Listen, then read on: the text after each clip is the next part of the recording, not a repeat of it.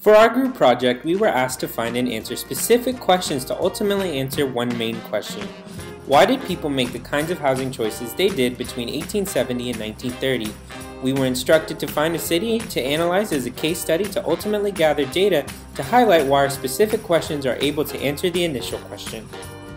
First, our city we selected as a case study was Philadelphia, Pennsylvania.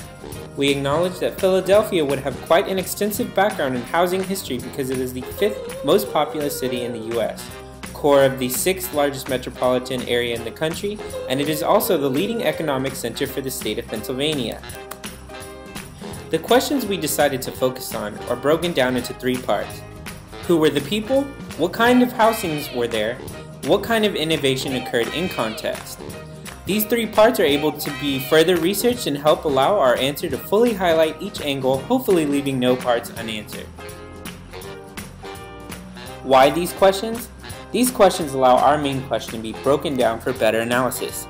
In those times, there were many different people, many different housing choices, and many new ways housing was being built and introduced, especially in a booming urban city such as Philadelphia. So these allow us to make a more detailed analysis for our audience to understand.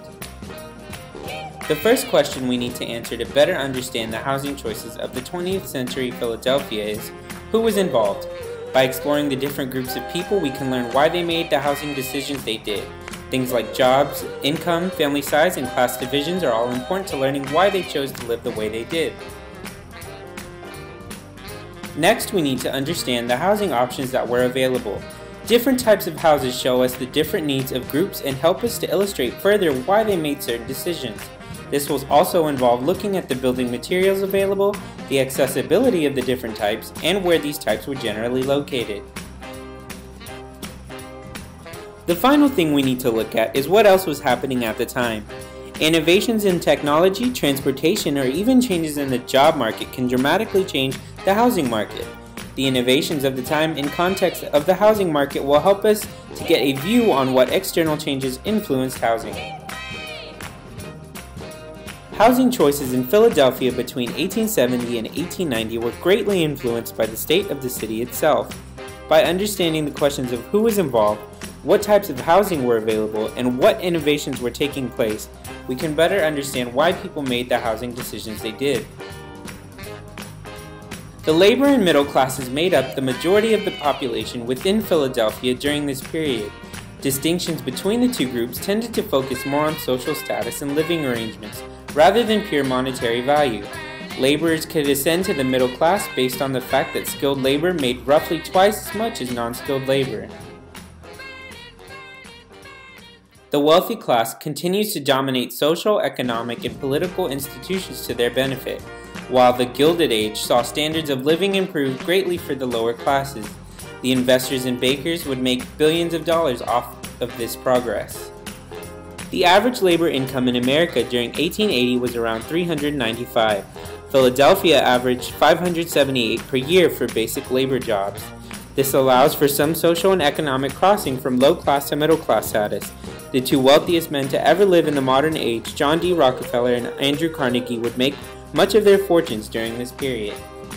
The position of a person's socio-economic status determined what area in the city the individual could live. For example, merchants who were often considered wealthy outlined the Delaware River and Mark streets, whereas laborers consisted bottom class, occupied a majority of the northern, southern, and western areas. On average, family households consisted of 4 people, but laborer households held 5 or more. In the 1850s, immigrants crowded Philadelphia. As the wealthy moved into better areas, leaving their row homes, immigrants took their place. These homes were turned into tenements or boarding houses for the poor. These areas were poorly kept and affected many laborers, causing diseases. During these years, the increased immigration of many different types of people pushed the upper-class families out of the urban cities into the suburbs. The suburb houses were made of brick and called country mansions. The immigrants moved into what were called row houses. These, which were also brick, stood multiple stories and were built connected to the house next door. This design came from the UK, but when they were built in the US, they were often called Philadelphia rows. Many of these houses were designed and built by Stephen Girard. By the 1930s, numerous houses, many of them row homes, were in poor conditions in Philadelphia. Many lacked water and heating, which led for unfit living conditions. During the period of 1870 to 1930, a large shift to industrialization occurred in the United States, leading to a movement from small, independent shops towards large mechanized factories. These factories required unskilled work, which meant women and immigrants could now contribute more to the labor force. This increase in labor demand pulled more people into cities, and city population increased drastically. With the development of the Model T by Henry Ford in 1908, people could now travel much more easily than before. The assembly line, first installed in 1913, greatly improved the rate at which these Model Ts could be produced, allowing them to be sold to more people. Thus, transportation unto and around cities was drastically improved. The technological innovation of this era led to a much shorter creation process for homes.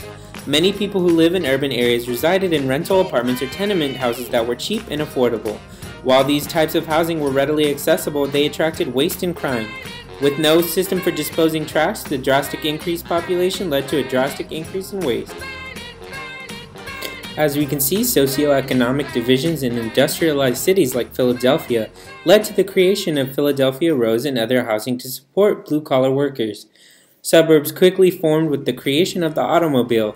With this innovation, the city began to resemble the modern model we see today. Researching one city during the late 19th century and early 20th century through asking questions concerning income, nationality, and geography shows a broader picture of major cities during that era.